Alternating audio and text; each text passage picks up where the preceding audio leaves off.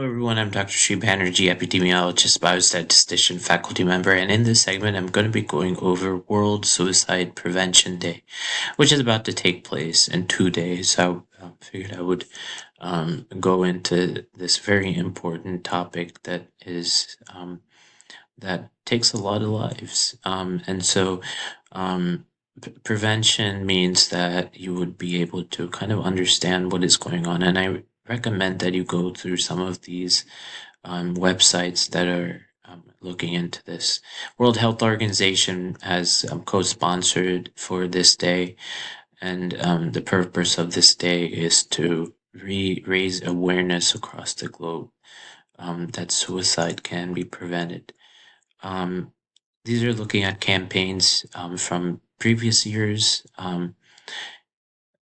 I like personally changing the narrative on suicide. So, suicide is often a stigmatized area of mental health because of certain religious reasons, even looking at certain areas and more awareness in these places can provide a destigmatization of what is going on. So changing the narrative is very important. This is a major public health challenge. There's 700,000 deaths each year globally, and so that's a huge amount that needs to be further investigated. This has far-reaching social, emotional, and economic consequences, and I personally know people that have committed suicide, and this deeply affects individuals and communities worldwide. So if you think about how suicide affects globally, this is not necessarily just individuals. This is all many communities which are impacted from such an act. Trying to think about areas that have people that have committed suicide. There's places in India that I know of people that have committed suicide because they're not able to produce the crops that they need to produce. And Monsanto was a company that created genetically modified seeds, and so those individuals that use the seeds and were more wealthy, were less likely to have these roadblocks, were less likely to commit suicide than individuals that could not uh, um, keep with the competition.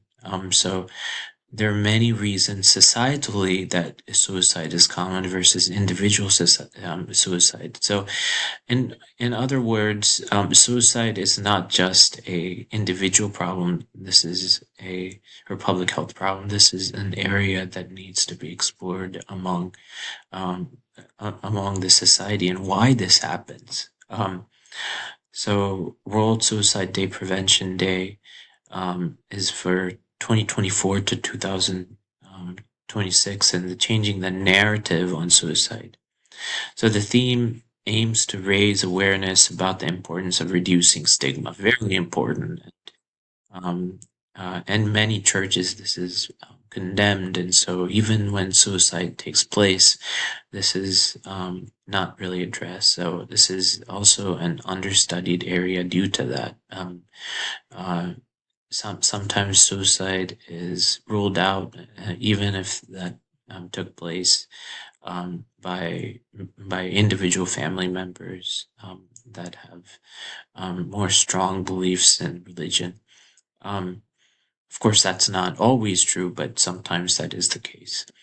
So changing the narrative on suicide is about transforming how we perceive this complex issue. So this theme also emphasizes the need to prioritize suicide prevention and mental health and policy making, calling for government action. That's one of the areas that I was trying to alert you about how societally this can change the narrative. And so instead of looking at this from a stigmatized manner, it's important to understand societally what is going on. This World Suicide Prevention Day was established in 2003 by the International Association for Suicide Prevention, which I strongly urge you to look into if you want to understand about suicide or are doing research about this topic area. So the WHO designated September the 10th each year, aiming to focus attention to this issue, reducing stigma and raising of awareness among different segments of society and the government. So if you want to understand more, I urge you to explore some of these pamphlets and some of these areas that have been created in order to, so you can download a lot of these places and taking a look at what is the problem, and estimated 15 to 20% of suicide globally are due to intentional ingestion of toxic pesticides. And this is what we were seeing in India and globally that was taking place due to monetary reasons. So pesticide poisoning has acute and long-term effects. And if you think about suicide attempters, even they might have organ systems that eventually fail due to the fact that pesticide poisoning has taken place. Children are particularly vulnerable to pesticide poisoning because of their hand-to-mouth behavior, leading to higher exposure, smaller body weight, and exposure during the growth and development. So all these, as I told you previously, affect society. And when you do that, the harmful effects of suicide is felt by families and whole societies. And so if lethal means of self-harm includes HHPs, which is known as highly hazardous pesticides, including were not readily available in households at moments of crisis, many lives would be saved.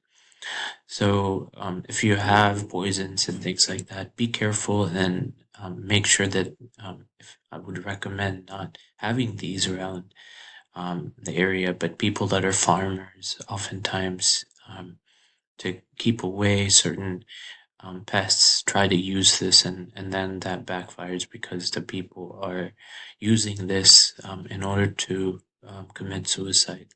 Um, Phasing out, like I was saying, phasing out some of the HHPs or highly hazardous pesticide is very important. Although individuals that are poor or are crop sharers might cause this. So protect infants and children, prevent acute and chronic health effects, reduce costs, because national bans on HHPs have been found to be cost effective in places where there are 2% of suicides, and protect the environment. This shows in Sri Lanka, the suicide rates have increased or decreased due to the ban on certain simple pesticides such as perquil, fenthione, and dimethoate. Um, so this is statistically proven, and what will be the impact on agriculture of phasing out HHPs? There is no evidence that agricultural yield has been negatively affected by phasing out these things. It is cost effective to phase out HHPs, and they give you some alternatives of pesticides. Very important brochure to go through, and I'm not going to go through everything, but this is a nice visual that shows the impact of decreasing pesticides and looking at multi-sectoral collaboration to phase out HHPs. So this is kind of a summary. There's a lot going on, and so I urge you to take a look at this pamphlet and kind of understand pesticides and the relationship with suicides and how that is affecting and impacting people. I hope this has made some sense. Thank you for listening.